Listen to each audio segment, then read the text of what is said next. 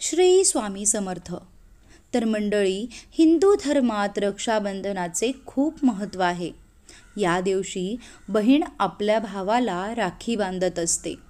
चला तर मग जाणून घेऊयात 2025 या वर्षी रक्षाबंधन कधी मनवावे. बहिणीने आपल्या भावाला राखी कधी बांधावी, कारण यावर्षी पौर्णिमा तिथी ही 2 दिवसांची आहे आणि पौर्णिमा तिथीत भद्रासुद्धा आहे.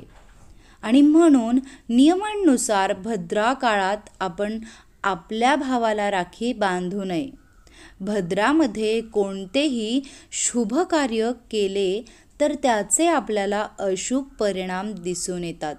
यावर्षी श्रावण पौर्णिमा तिथी म्हणजेच राखी पौर्णिमा प्रारंभ होत आहे 8 ऑगस्ट शुक्रवारी दुपारी 2:12 आणि पौर्णिमा तिथीची समाप्ती होत आहे 9 ऑगस्ट वार शनिवार दुपारी 1:24.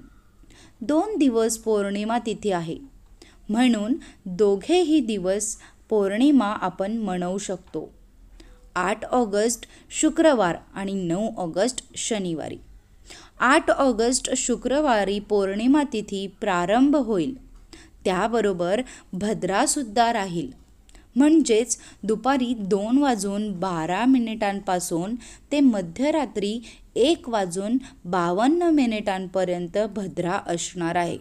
पण भद्रा हा पाताळ लोकात आहे, धरती लोकात त्याचे अशुभ नाही असणार.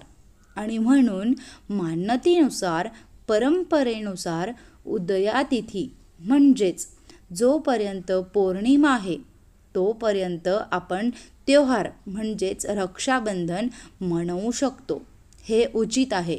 आणि म्हणून सकाळी 9 ऑगस्ट शनिवारी आपण दुपारी 1:24 आपण भावाला राखी बांधू शकतो. पण शनिवार असल्या कारणाने राहू काळ हा सकाळी 9 ते 10:30 असणार आहे. म्हणून 9 ते 10:30 या 1.5 तासात आपण आपल्या भावाला या कालावधीमध्ये राखी बांधू नये.